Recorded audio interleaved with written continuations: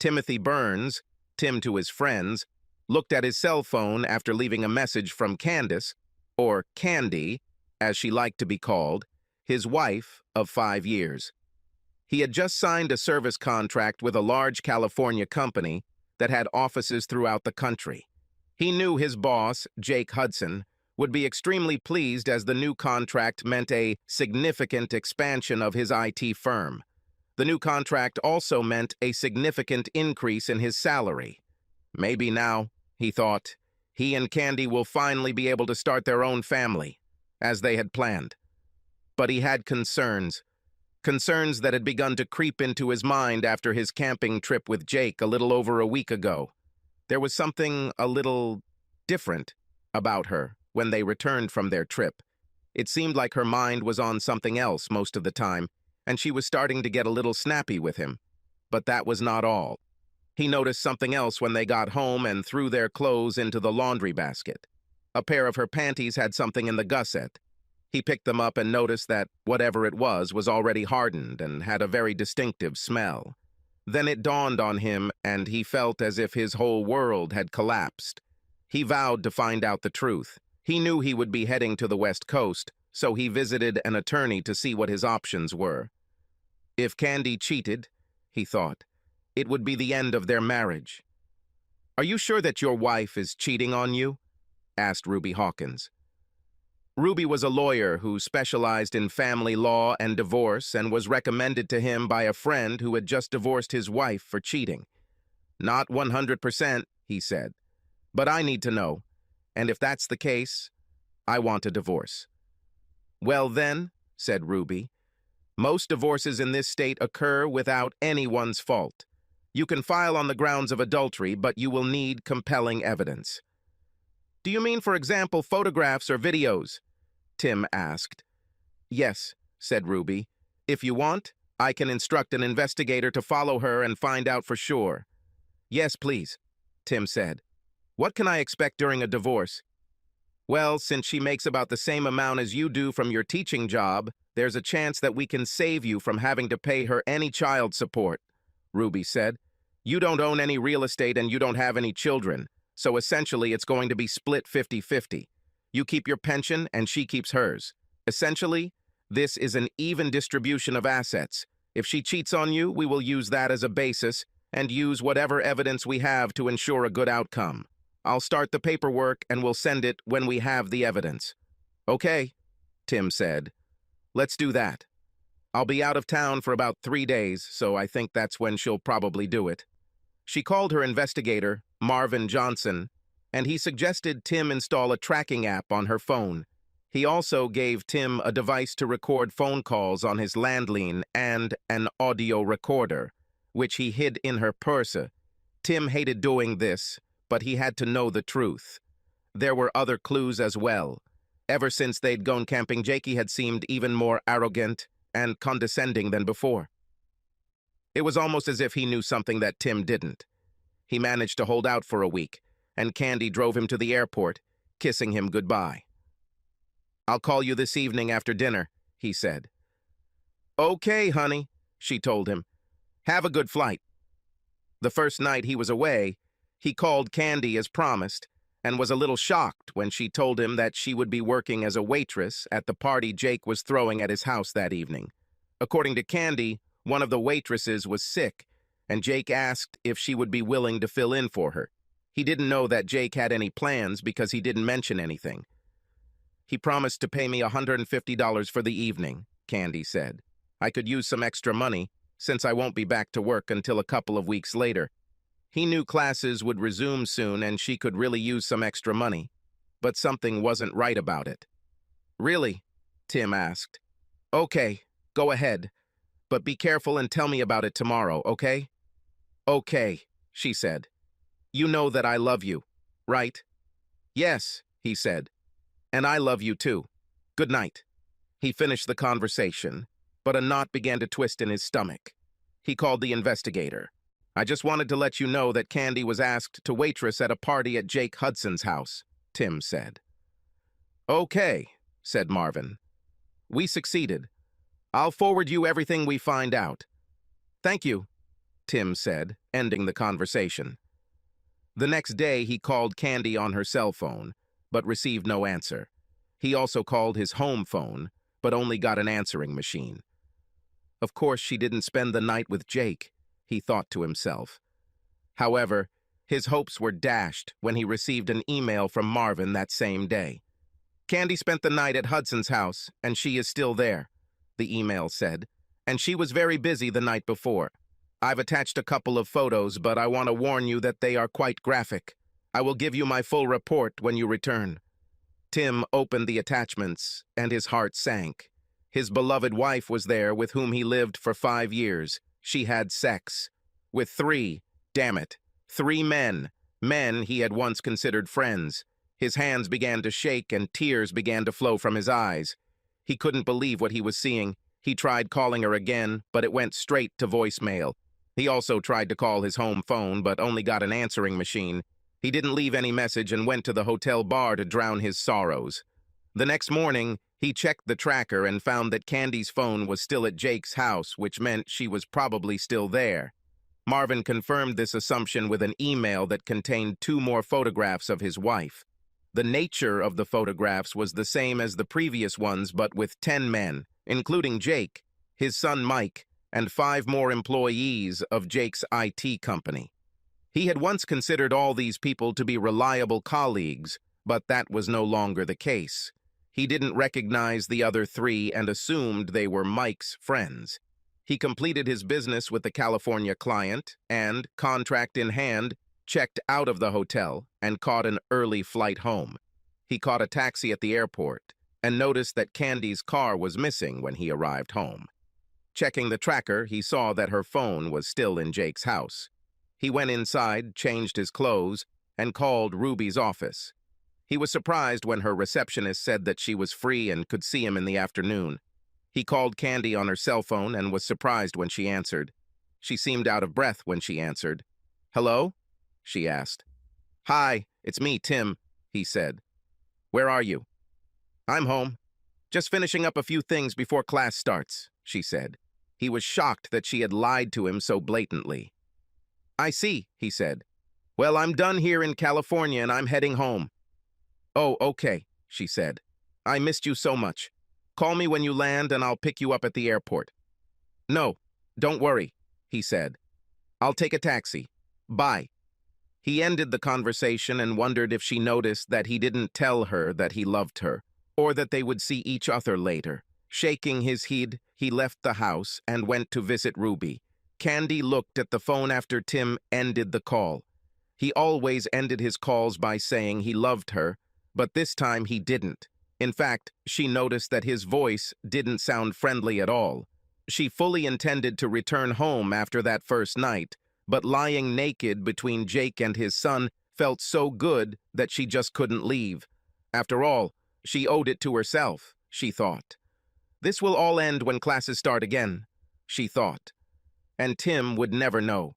So she spent the next day and the next night with Jake and his son Mike. That second day, Jake went to work for a couple of hours, but Mike kept her busy and even made arrangements with several of his friends. When Jake returned home, she was having sex with Mike on Jake's bed. When they finished, Jake sat up and looked at her. "So maybe I should send your husband somewhere more often," he said with a sly smile. "You know that my classes are resuming soon?" she said. "So I won't be available for a week. I wouldn't dare do anything like that while he's still at home." "Why not?" Jake asked. "Maybe for a change he would enjoy seeing how real men treat you." Jake and Mike both laughed at this. "Well, I have to admit I had a great time," she said. "But I still love Tim, and I don't want to hurt him." "Well, maybe I can see to it that he gets sent away for the weekend," Jake said. "That way you can come and play with us in the house." "Sounds funny," she said. "But at some point he will find out anyway. Tim is not a fool, you know." "Don't worry," Jake said, picking up his video camera. "I'll take care of Timmy boy. There is only one thing." "What is this?" she asked. "I don't want you to have sex with him anymore," Jake said. "Now you belong to us. Understood?" "But how will I do this?" she asked. "You'll think of something," Jake said. "Come up with some excuse. You know, like, I have a headache, or something like that. Okay, I'll try, she said. Later that day, several of Mike's friends came over and had the opportunity to try Candy's products. Jake invited a few single guys from the group. She was now officially a party slut and enjoying it. Tim was simply shocked when he saw all the evidence Marvin had collected. In addition to the photographs, he had 2 DVDs of videos of his wife performing a variety of roles with several men, things she would never do for him. His love for her faded after he witnessed her debauchery. Ruby consoled him as best she could, but it was a lost cause. How could she just like that 5 years later turn into such a traitor, he wondered. And what did I do to deserve this? What about Jake? He considered this man somewhat older than himself a friend. Now he knew better. I'll go ahead and file for divorce, citing adultery, Ruby said. If you want, I can also file a lawsuit for alienation of affection against Jake and the men you work with. These types of lawsuits don't usually go very far, but I think we can get a good settlement. Do what you have to do, Tim said. Just don't do anything stupid, Ruby said. I don't want to post bail for you from jail. Tim shook his head. Don't worry, he said. I won't. When can you prepare the documents? I can have everything ready to ship in just a couple of days, she said. In the meantime, try to behave normally around your wife. I'm not that good an actor, Tim told her, and I will never touch her again. God only knows what she got from all these men. Tell her you're not feeling well, Ruby suggested. This should buy you some time. Tim nodded his head. Yes, okay, he said, before leaving. As he sat in his car, he suddenly realized something else. There was no way he could work for Jake again, and he would never be able to bear the presence of men nearby who would cuckold him. He took out his phone and scrolled through his contacts until he found the number he wanted. He dialed the number and hoped for the best. Carlson, said the man on the other end of the line when he answered. John, this is Tim Burns, Tim said. Tim, how are you, old friend? Asked John. It could have been better, Tim said. Listen, is this vacancy at Empire still open? John Carlson, CEO of Empire, had been trying to get Tim on board for some time, but Tim felt he needed to stay with Jake out of loyalty. However, now there is no trace of this devotion left. Of course it is, said John. Have you finally decided to join a reputable company? Yeah, something like that, Tim said. Some things caught my attention and I found that I could no longer work there. I'm sorry to hear that, John said. Is there anything I can do? Just give me a job, Tim said. I promise I will work just as hard for you as I do for Jake. Of course, said John. Can you start on Monday? Absolutely true, Tim said. Okay, John said. Look, why don't you and your pretty wife come over tonight and try Rose's famous lasagna? We can catch up and I can discuss the compensation package with you. I would love to, but unfortunately, I can't come with my wife, said Tim.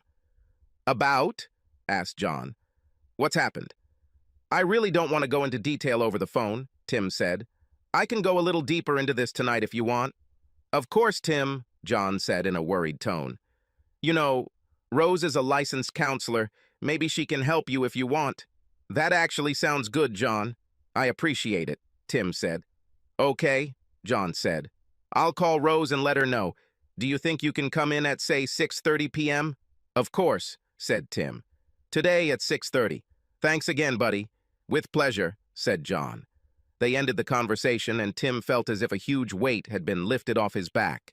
He started the car and headed home. When he got there, he noticed that Candy still hadn't returned from Jake's house. He grabbed his briefcase and went inside.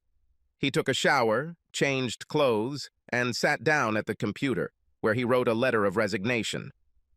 Candy finally arrived around 5 p.m. and noticed her husband sitting at the computer. She went to kiss him, but he turned away, and she ended up kissing him on the cheek. Surprised, she looked at him before speaking. Everything is fine? She asked. Not really, he said. I do not feel well. Maybe it's jet lag or something, I don't know. I'll sleep on the futon when I get back tonight. Will you come back? She asked. Where are you going? I'm meeting someone for dinner, he said. Are you dating a woman? She asked with concern in her voice. You mean, am I cheating on you? He asked her. No, I never cheated on you in all the time we were together, and I have no intention of doing it now. Can you say the same? She recoiled in horror. Does he know? She asked herself. No, he would never have been able to find out. Of course I can, she said. Tim wasn't convinced. So, how was your trip to California? She asked, trying to change the subject. Successful, he said. How was your little job at Jake's house? Everything went well, she said. Even when it was hard, it was still fun. I bet, he said without any emotion in his voice. He looked at his watch before speaking again. I guess I'll go, he told her before saving his work and turning off the computer. He stood up, walked past her without saying a word, and headed to the master bedroom, where he changed into something less casual. When he came out, Candy was sitting on the sofa. How long will you be gone? She asked. I don't know, he said. Do not wait for me. Bye. He grabbed his keys and headed to the door. She couldn't help but notice that he didn't kiss her or tell her he loved her. He always did this when he left the house. Seeing his car drive away, she picked up her home phone and called Jake, unaware that her conversation was being recorded. Jake, I think he knows something, she said. What makes you think that? Jake asked. He didn't touch me at all, she said. Usually he always kisses me and says he loves me, but he didn't. He seemed so cold, and he just left, saying he had an appointment for dinner. About? Jake asked. He didn't say with whom? No, he didn't do it, she said. JK, what if he knows? What if he plans to leave me? So, what if he does? Jake grinned. You can always come and stay with us, and don't worry about Timmy boy. I will make him run so much that he will hardly ever be home. But I don't want to lose him, Candy exclaimed. I love him, Jake laughed out loud. Yes, you've shown us all how much you love him over the past 2 days, haven't you? Jake asked. It's not funny, Jake, she said. I know what I did to you guys, and yes, I liked it, but I still love him. I don't want to lose him. Yes, exactly, said Jake. Look, let him get this out of his head. After a while, he will come on board, and if he doesn't, well, we can do something about it too. You're not going to hurt him, are you? She asked. Not many words, Jake said. We just have to show him how things will be from now on, and you will help this happen. What? Candy asked in shock. When the time comes, you will help us explain everything to him. Remember who you belong to now. I'm sure you wouldn't want the school board to see the video footage we have of you. You wouldn't dare, Candy said. Oh yeah, but I'd love to, Jake said. I have a video of you on a hike, and a lot of videos of you in very compromising positions. Your ass literally belongs to me, so you need to keep little Timmy in line. Feeling trapped, Candy gave up. Okay, Jake, she said.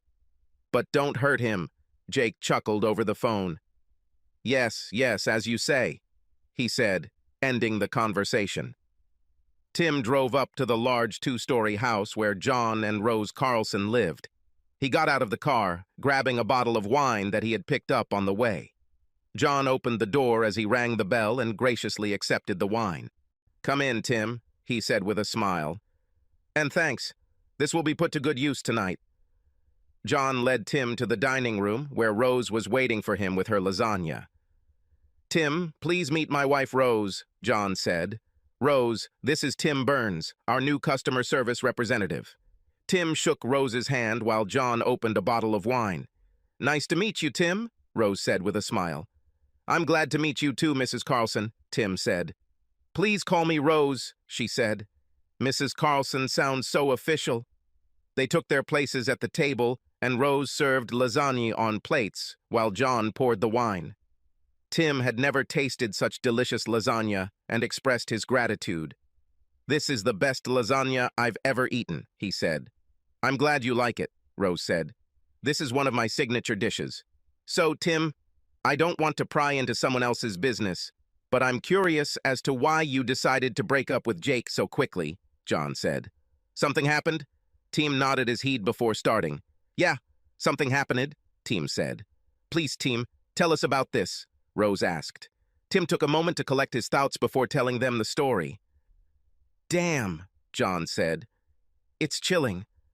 I sympathize with you, I really do. Something similar happened to me, but the circumstances were completely different. So what are you going to do now other than change jobs? I've met with a lawyer, and I'm filing for divorce, Tim said. My lawyer says it will be a pretty much even split. What about a consultation? Asked Rose. Did you think about that? This has gone too far, Tim said. I don't know what hit Candy. It's like she just flipped a switch and suddenly became a slut. I never thought she would have the strength to do this. How do you cope with all this? Asked Rose. Not too good, Tim said. My lawyer says that I should try to behave normally around Candy, but it is very difficult for me to do this. Right now, I can't even look at her. Maybe you should see a psychologist, she said. I can do it, Tim said. Trust me, Rose is the best in the business, John said. I think she can help you get through this if you want. In addition, this is included in your social package. That's definitely a plus, Tim said, laughing. I'm serious, John said. Rose was a godsend when I needed her. I know she can help you too. He turned to Rose. What do you think? Can you fit it into your schedule? Of course, she said. I think an hour a week should do the trick. What do you say about this, Tim? Tim thought about this proposal before answering. Okay, I'll do it, he said. John smiled and patted Tim on the shoulder. A good man, he said. I will make sure that you have the time necessary for consultation. Deal with Rose and let me know what you come up with. I'll do that, thanks, Tim said. Now, if you don't mind, honey, Tim and I will retire to my office to discuss his new job, John said. I don't mind at all, she said with a smile. And I'm looking forward to working with you too, Tim. Thank you, Tim said, standing next to John. They retired to John's home office, where he poured them each a glass of brandy. They spent the next 2 hours discussing his new job. By the time they finished, Tim felt like he was taking control of his life again. Tim shook John's hand and headed back home. It was around 10 p.m. when Tim arrived at his house. He looked around and saw that the lights were still on in his house. He hoped Candy was there alone. He got out of the car, walked into his house, and saw Candy sitting on the sofa. So, how did your little meeting go? She asked. Very good, thank you, he said. Now, if you don't mind, I'll go to bed. Good night. He went into the second bedroom, where his computer was, and began to undress. Are you sleeping here now? Candy asked from the door. Yes, said Tim. I'm still not feeling well, so I'll sleep on the futon. This is problem? No. I think not, she said. It's just that you've been gone for 3 days, and I was hoping that we could, play a little. I'm not in the mood today, Tim said. In fact, the thought of touching her right now made him disgusted. Okay, she said quietly. Maybe tomorrow? I don't know, he said. Let's see. She nodded her head and turned away. She couldn't help but wonder if he even knew anything about her actions lately.